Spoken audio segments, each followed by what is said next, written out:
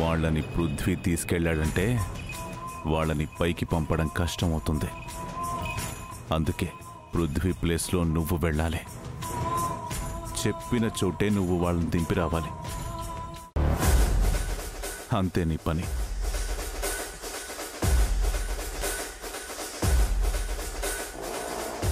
బిడ్డని కనగానే తల్లిదండ్రులు అయిపోరు. బిడ్డతో పాటు బిడ్డ కన్న కలల్ని కూడా సాకారం చేస్తేనే నిజమైన తల్లిదండ్రులు అవుతారు. నేను కన్న కలల్ని నిజం చేస్తున్న మా మమ్మీ డాడీలు నిజమైన తల్లిదండ్రులు.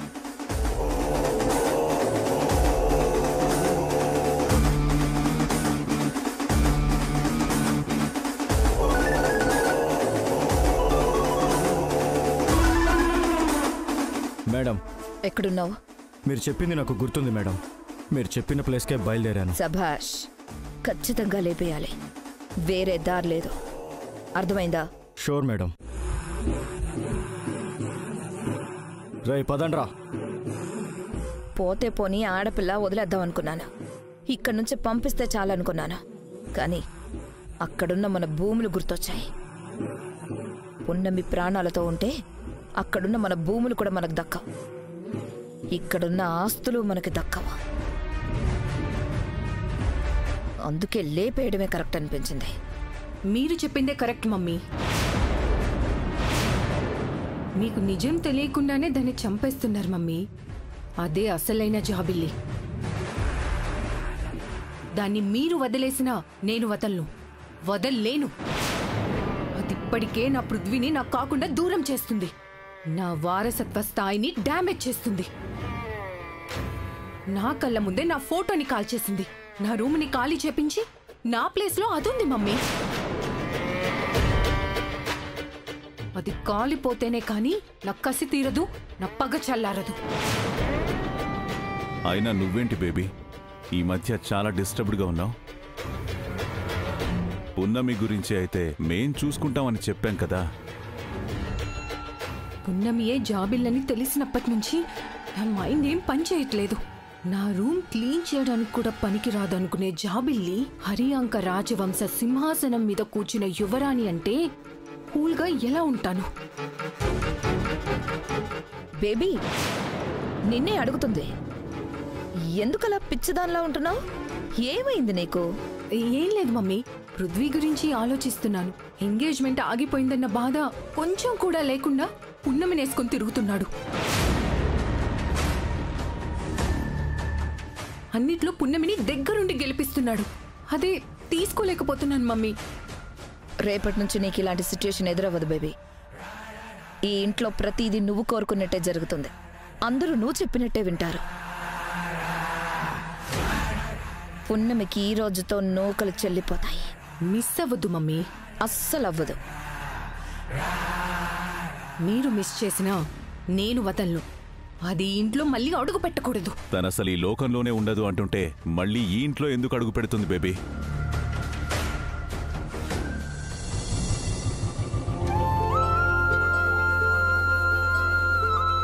చూసుకొని దిగు. జాగ్రత్త. నీకు నచ్చిన బట్టలు తీసుకోపోన్నామే. అలాగే ఆంటీకి గనికి కూడా తీసుకో. అవన్నీ ఎందుకు వకీల్ సాబ్? నాకు బట్టలున్నాయి, మా అమ్మకు కూడా ఉన్నాయి. అమ్మగారు కూడా తీసిచ్చారు. మళ్ళీ ఎందుకు వకీల్ సాబ్? అవి రాజమాత తృప్తిగా తీసిచ్చారు. ఇవి నేను తీసిచ్చాను అనుకోపున్నమి. అంటే రాజమాత తీసిస్తేనే తీసుకుంటావా? నేను తీసిస్తే తీసుకోవా? అయ్యో అలా కాదు వకీల్ సాబ్. అయితే కాదనుకో. పద రా పున్నమి.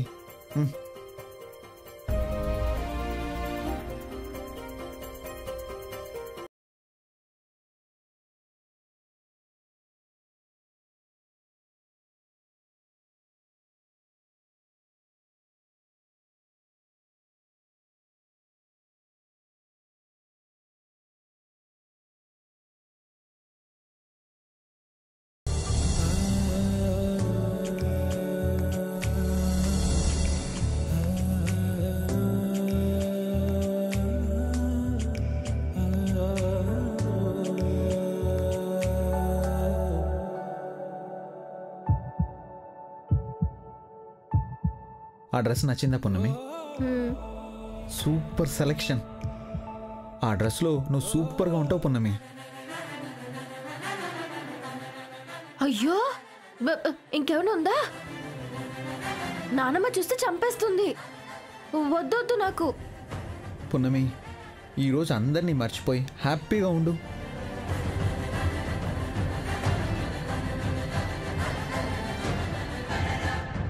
పున్నమి, అమ్మాయిలకి చాలా మోడల్ డ్రెస్సులు ఉంటాయి, కానీ నువ్వు మాత్రం ఒకటే స్టైల్ మెయింటైన్ చేస్తావు. అన్ని మోడల్స్ని ట్రై చేస్తూ ఉండాలి. మా గూడెల్లో ఇలాంటివి వేసుకుంటే కుక్కలు ఎగబడతాయి, మనుషులు కూడా వింతగా చూస్తారు. నాకొద్దు. మనం అమ్మకి చూద్దాం. సరే.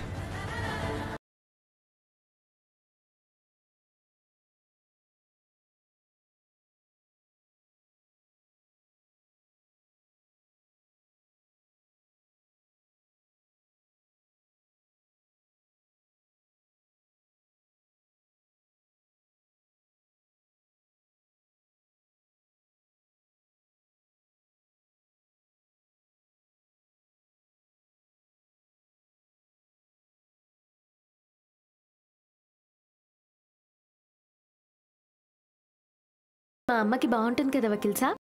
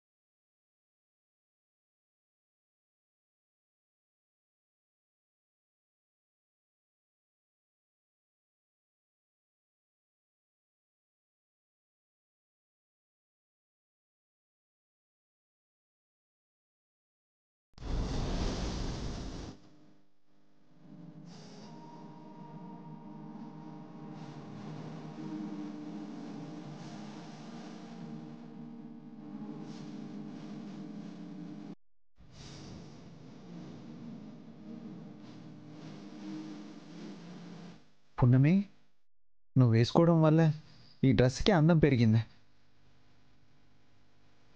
చూడు.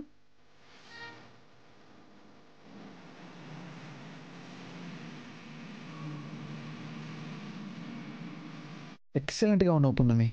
ఎంత అందంగా ఉన్న బట్టలైనా అవి అందరూ వేసుకోలేరు వకీల్ సాబ్.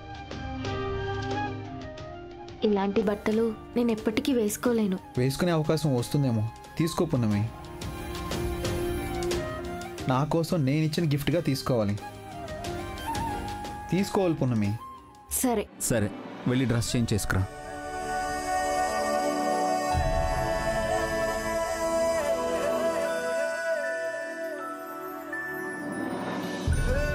ఈ డ్రెస్ మా అమ్మ చూసినా నాన్నమ్మ చూసినా నన్ను చంపేస్తారు. అయినా మీ అమ్మగారికి నాన్నమ్మకి ఎగ్జిబిషన్ పెట్టి చూపిస్తావా ఏంటి? నీకు నచ్చినప్పుడే వేసుకో. తీసుకో పున్నమి.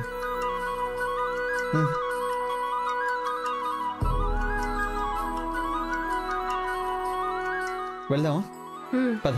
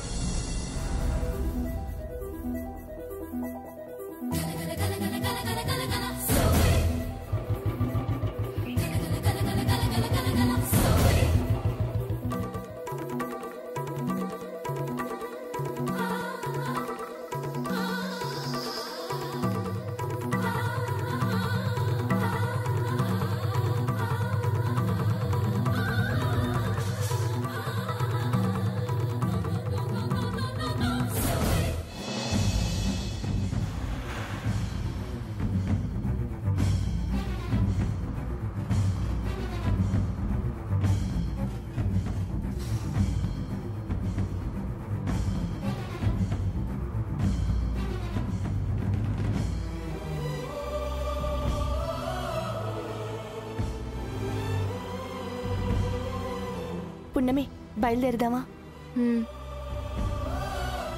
ఏంటి పున్నమి, పుట్టింటి నుంచి అత్తింటికి వెళ్తున్నట్టు ఫీల్ అవుతున్నావా?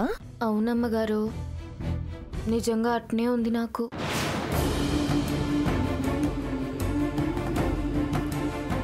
నువ్వేం ఫీల్ అవ్వకు పున్నమి. అయినా ఇక్కడి నుంచి వెళ్ళిపో అని నీకెవరూ చెప్పలేదు కదా. మీరే వెళ్ళిపోతున్నారు. మీరు ఇక్కడ ఉండాలి అనిపిస్తే మీకు అడ్డు చెప్పేవాళ్ళు ఎవ్వరూ ఉండరు.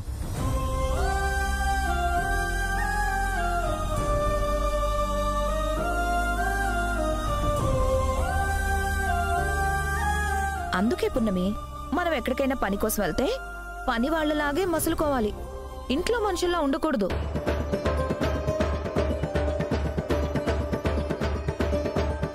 అమ్మా, రాజమాత శివదేవ్ అంకుల్ ఎక్కడున్నారు?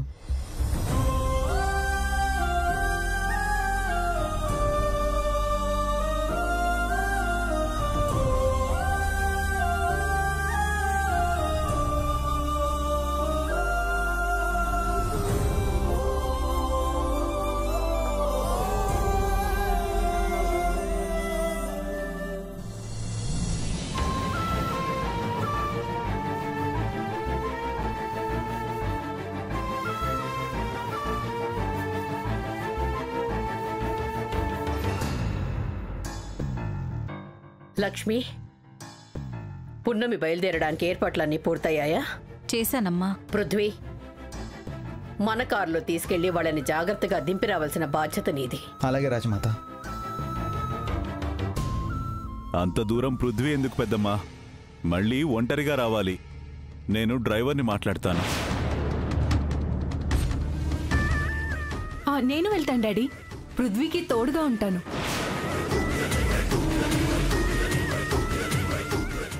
ఏం పర్లేదు మాయుక, నేను వెళ్ళి రాగలను. వద్దు పృథ్వీ బాబు, మేం బస్కి పోతాం. మమ్మల్ని బస్ ఎక్కించండి చాలు. బస్సులో వెళతారా? వద్దమ్మా, పృథ్వీ దింపుతాడు. వద్దమ్మగారు.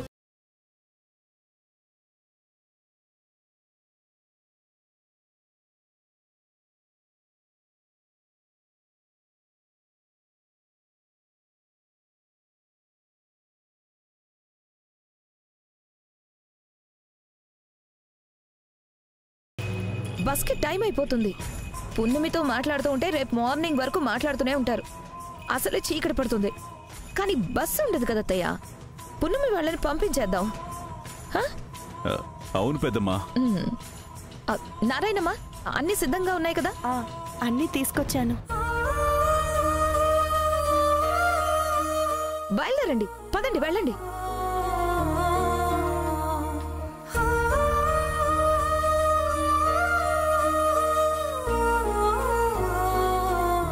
అయ్యగారు, మేము వెళ్ళొస్తాం.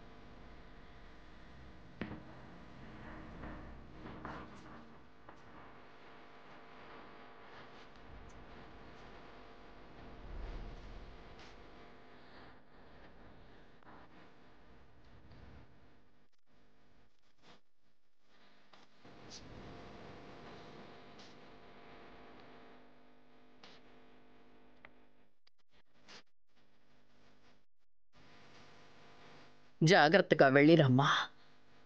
అయ్యయ్యో, టైం అవుతుంది పున్నమి. పున్నమి, పద.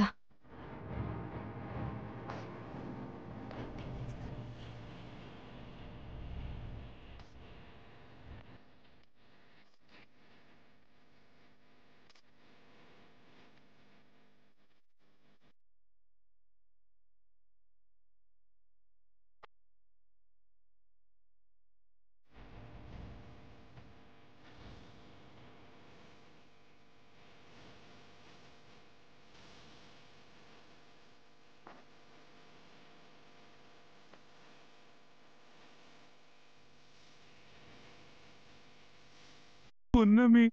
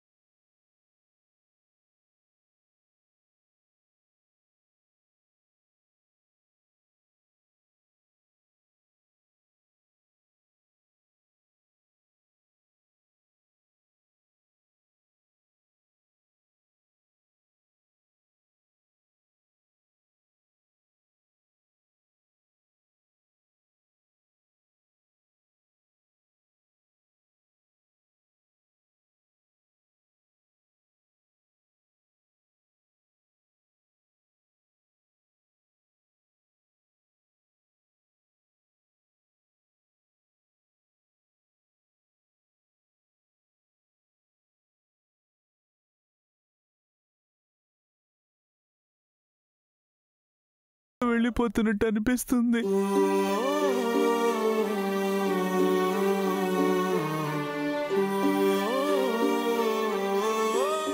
అమ్మా, నేనెప్పుడు ఎవరిని ఏమీ కోరుకోలేదు.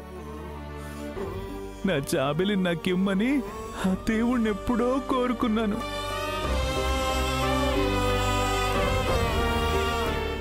ఇప్పుడు పున్నమిని ఇక్కడే ఉంచమని